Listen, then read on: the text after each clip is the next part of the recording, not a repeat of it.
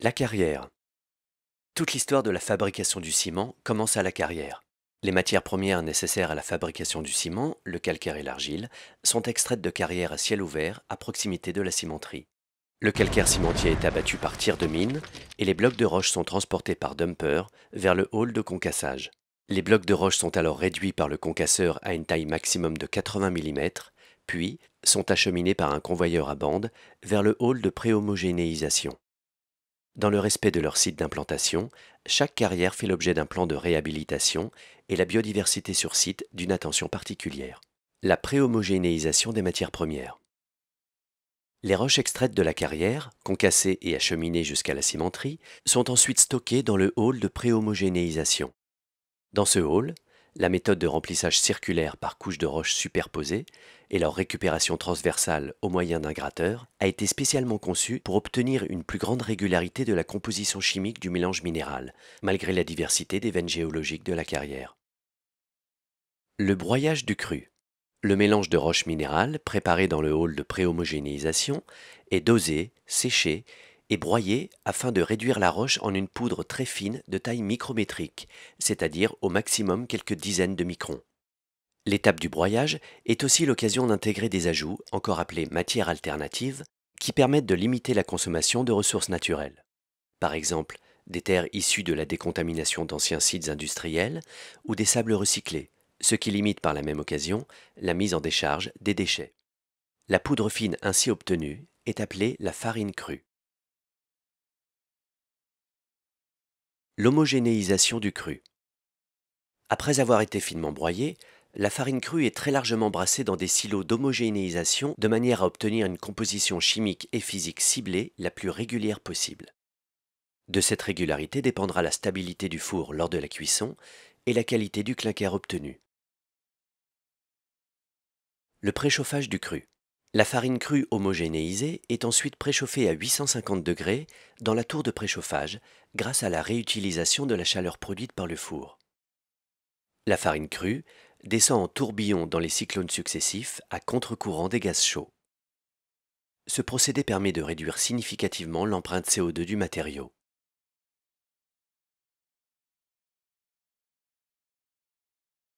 La cuisson. La farine précédemment préchauffée à 850 degrés est ensuite chauffée à 1450 degrés sous une flamme à 2000 degrés dans un four rotatif garni de briques réfractaires qui fonctionne 24 heures sur 24 et 7 jours sur 7.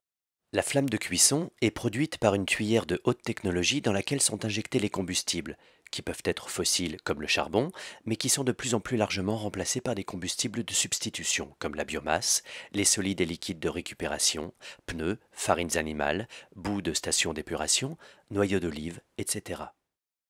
Le four est le siège d'un enchaînement de réactions chimiques qui se produisent dans la matière en fusion et qui conduisent à l'obtention des combinaisons moléculaires attendues pour obtenir le clinker.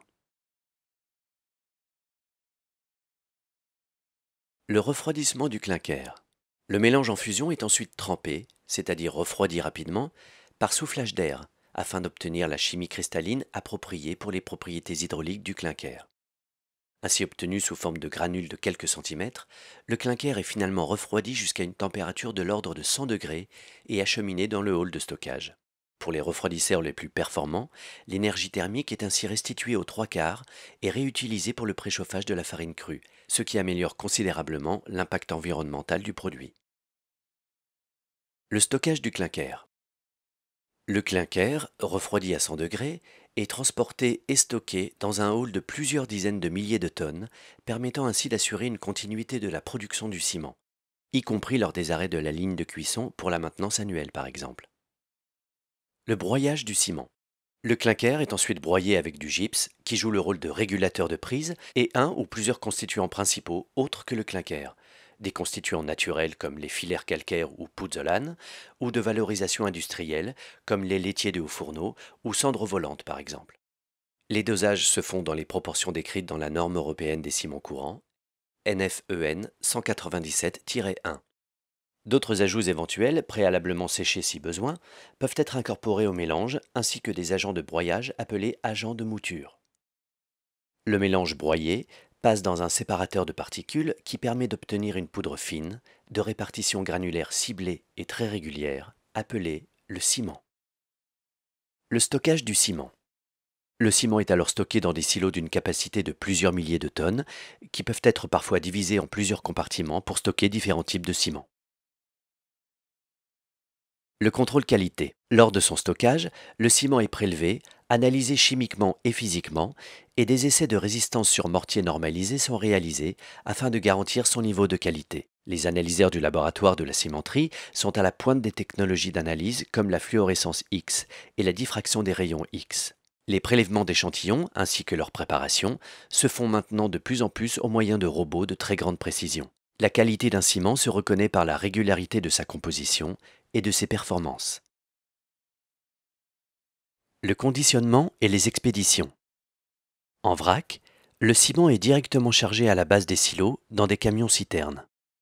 En sac ou big bag, le ciment est mis dans son conditionnement avant d'être stocké à l'abri de l'humidité, puis chargé sur le plateau d'un camion. Pour de longues distances, le transport du ciment peut aussi se faire par voie ferroviaire, fluviale ou maritime. La visite de l'usine est terminée. Nous espérons que vous l'avez appréciée. N'hésitez pas à découvrir également, si ce n'est déjà fait, les métiers de la cimenterie.